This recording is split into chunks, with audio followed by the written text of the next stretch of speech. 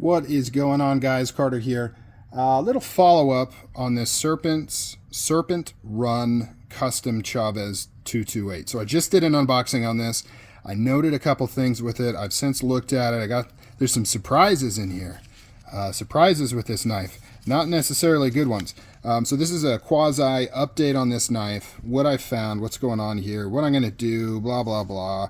But also somewhat of a cautionary tale for buying used knives, how things can get tricky, how things aren't always as simple as, or sometimes they are, but things can get difficult. So first up, in case you didn't see my unboxing, I'm hoping that this is a companion piece to that. I'm going to hopefully put them up at the same time so they go together, but if you didn't see that, this is a older production. You can see it doesn't have the screws on the outside here. Chavez 228 Redención. That has been customized by Serpents Run Customs. Very cool job. And first off, if I was going to get a customized Chavez through Serpents Run, it would look very much like this. Purple blasted pocket clip and backspacer. I love purple. I love blasted. I like the subtle rock pattern on the titanium here. I love the bronze. I love the rock pattern on the blade. I like the dark stonewash. Everything on this is pretty much what I would do to a knife if I sent it to him. Now, on to the issues. So, this was sold new in box, brand new, blah, blah, blah. Clearly, when I opened it, this thing had seen some cutting. There was a ton of discoloration and what I now think is paint transfer on the front of the blade. You could also see some scratches on the secondary bevel. I'm not sure if I'm capturing that.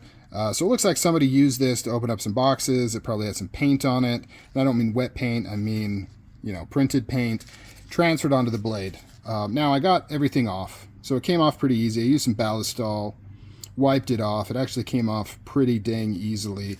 But there's still a couple little bits of discoloration and whatever. Now, that alone was like, I don't care. I'm going to carry this. I'm going to use it. I got this thing for a steal. I got it for so cheap. However, when he first posted it, he posted it for more. So if somebody had bought this for his original price, I don't think they would be quite as lenient as me with some of these things. Part of the reason why I'm okay with these issues is because I got it for so cheap, but his original price wasn't that cheap. There's also there's just some marks, right? Carry marks here. There's some scuffs on the front here. This thing has obviously been in the pocket. And like I said, it's not like it's catastrophic or some sort of big issue, but it was represented as new in box or like new in box. And I think most people would say this is outside of that particular determination. But the bigger piece, and what bums me out the most, and kind of the bigger issue with this, right? So if somebody got this and they weren't happy, the goal would be you'd work it out with the seller. Maybe you'd knock some money off or you get your money back or whatever. I'm not going to do that. Let's assume that he's a cool dude and he is going to play ball and do all those things so you're good to go. The other issue is the one that I'm kind of more perturbed by. So one thing you may have noticed is it was off-center when I got it. And these are generally, these are made by Riot, so they're usually pretty centered. And I'd mentioned that maybe the pivot was loose. After I shut off the camera, I checked the pivot. It was loose. I went down and tried to tighten it. It didn't center up. So then I'm like, I'm going to take this apart. I'm going to look in it. I'm going to see what's going on. Take it apart.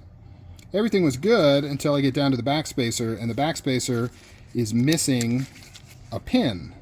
So how this thing is constructed is it's got a stop pin right there, and literally the same exact pin goes through this backspacer, and it fits tight in the backspacer, and then it goes into two recesses on either side of the scale here.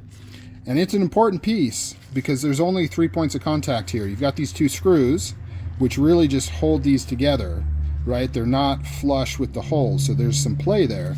And then you got this pivot, and that's what had happened.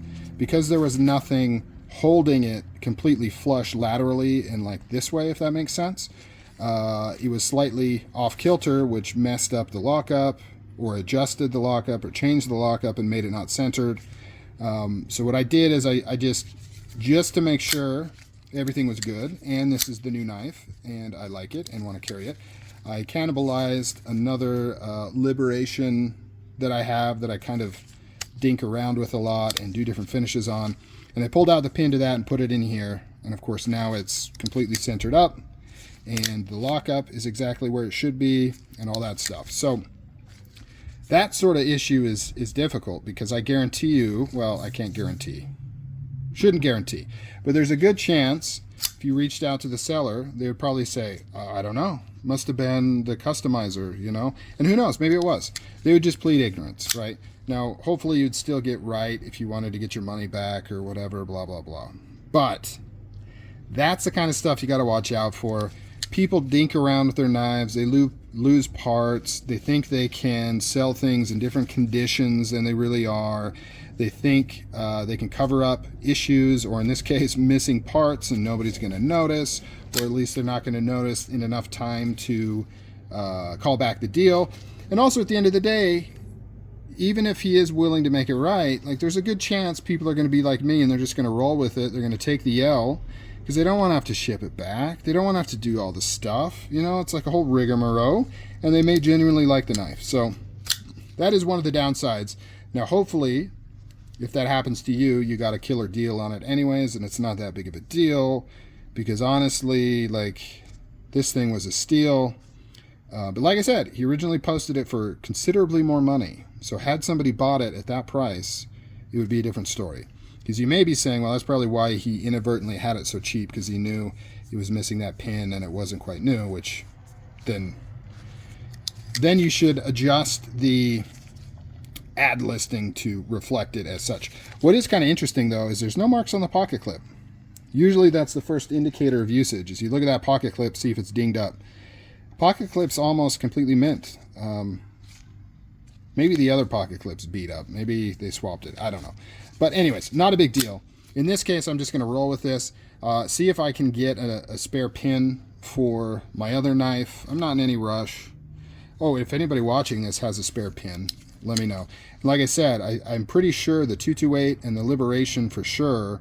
I just need either the stop pin or the backspacer pin. I think they're the exact same.